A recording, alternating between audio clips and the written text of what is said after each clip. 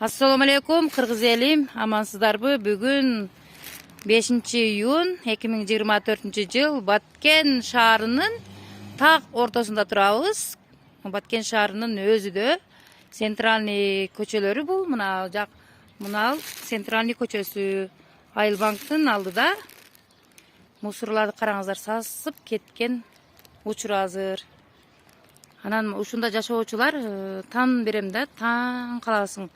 Ушунда кирип чыгып, таң күндүз кирип чыгаттар. Ушул мусорда кантип кирип чыкканда дагы жүрөктөрү кысылбай жашап жүрөт. Ушунда кантип мусорларын таштайт. Өздөргө эле окшогон апалары, карындаштары, эжелери күнүгө келип мусорду тазалап, кыйынчылык менен алып кетишет. Мында мусор челек коюш керек, же болбосо мусор челек жок болуп калса, мüşөккө салып, оозун бууп, каптап койсо, буларга дагы кыйын эмес. Siz kança? Жашаган адамдар сүтүп таштап коёбуз, эртең менен саар менен келип жыйып кетебиз. Биз ушун жаап чарчадык. Бизге мешок араба көп койсо, мына урнага салып үйрөнсөлөр болот, Баткен эли. Жок дегенде темир баягы темир челек бар, мусор челек. Темир челекке салыш керек. Мусор челекти ошол жерге коюп коюш керек. Мусор челекке салып. Бул азыр Баткендин центральный көчөсү экен. Азыр мында центральный көчөсүндө квартирада жашаган тургундарга биз кайрылып кетебиз. Сиздер дагы тазалыктарды сактаңыздар. Ушунда жашаган тургундары жакшы, акыл эстүү, ак үйдө иштеген же болбосо банктарда иштеген эле адамдар болсо керек, менимче. Туру? Сиздер азыр сиз дагы 15 000 аласызбы айлык? 15 000 алабыз. Канча балаңыз бар? 3 балам бар. Балдарым бар.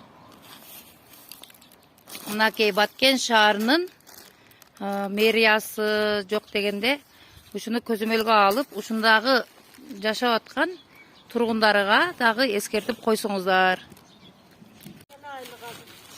Канча айлык? 7 000 эле айлык алдым. 7 000?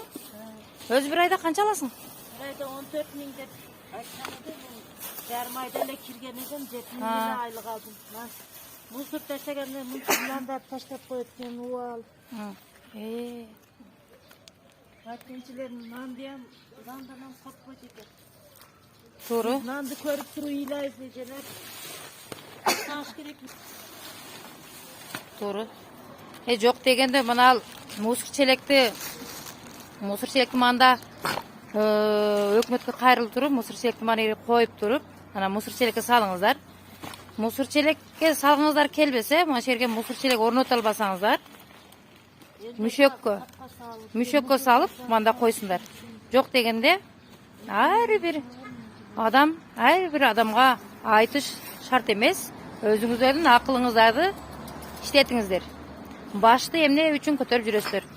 Ушундай эле жашаган Баткендин азыр Баткендин өзү шаардын центри экен, мынакей мананда жашаган тургундары, квартирада жашайсыңбы, же өзүңдүн үйүңдө жашайсыңбы, тазалыкты сактагыла.